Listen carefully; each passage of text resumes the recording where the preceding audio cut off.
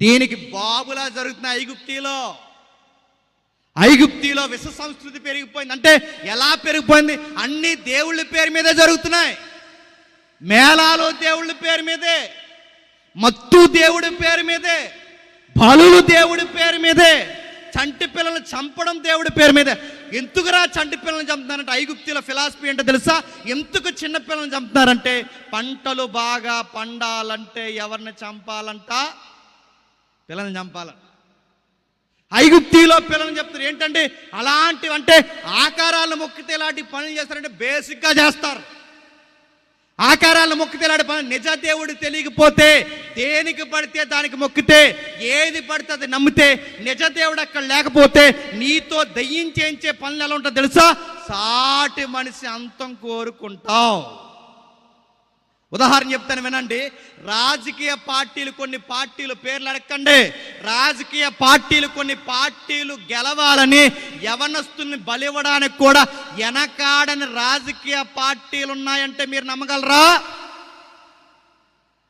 హైదరాబాద్ మూసీ నదిలో వయసు వచ్చిన పిల్లల్ని లంకి బిందులు దొరుకుతాయని చంపేశారంటే ఆ వార్తను నమ్మగలరా? నిన్నగాక మొన్న లక్నో, నిన్నగాక మొన్న మన ప్రధానమంత్రి గారి ప్రాంతం, నిన్నగాక మొన్న ఒక వయసులో ఉన్న ఆడపిల్లను చంపి 12 మేకులు అరికాలకేశారు. నమ్మగలరా? ఇప్పటి వరకు ఎందుకు, ఇప్పటికే ఈ రోజుకి ఇక్కడి నుంచి ఒక 100 కిలోమీటర్ల లోపలికి వెళ్తే మన ఏజెన్సీకి సువార్తలకు వెళ్తారు. ఇప్పటికే లోపలికి వెళితే దేవతలకి మనుషుల్ని బలేస్తున్నారంటే నమ్మగలరా? నిజ దేవుడు తెలియకపోతే మనుషుడు ఏం చేస్తాడంటే సాటి మనిషే చెప్పండి బలేస్తాడు దేవుడి పేరు మీద. ఉదాహరణ చెప్తాను వినండి. దేశంలో 2వ మహిళకు ఉరిశిక్ష అమలు చేసింది మొన్న కేరళ కోర్టు అనుకుంటా.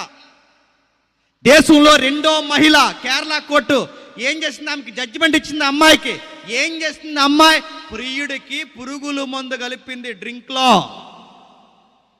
సొంత ప్రియుడికి, ప్రేమించిన అబ్బాయికి డ్రింకులు అంటే తాగే డ్రింక్ ఏదైతుందో ఆ మజా డ్రింక్లో ఆ అమ్మాయి ఏం కలిపింది? పురుగుల మందు కలిపింది. ఎందుకు ఇలాంటి పని చేసావంటే ఆ అమ్మాయి చదివేంటి చెప్పనా? గ్రూప్ 1 చదువుతుంది, గ్రూప్ 1, గ్రూప్ 2, గ్రూప్ 1 చదువుతుందంటే కాంపిటేటివ్ ఫీల్డ్లో గ్రూప్ చదువుతుంది. గ్రూప్ 1లో ఎవరుంటారు చెప్పండి? ఐఏఎస్లు, ఐపీఎస్లు. ఐఏఎస్ ఐపీఎస్ చదివే అమ్మాయి ఒక అబ్బాయిని ఎందుకు చంపేసిందో తెలుసా? మూఢనమ్మకం కోసం చంపిందంటే మీరు నమ్మగలరా? ఆమె ఇచ్చిన స్టేట్మెంట్ చదవండి. కొన్ని సంవత్సరాలు ప్రేమించింది,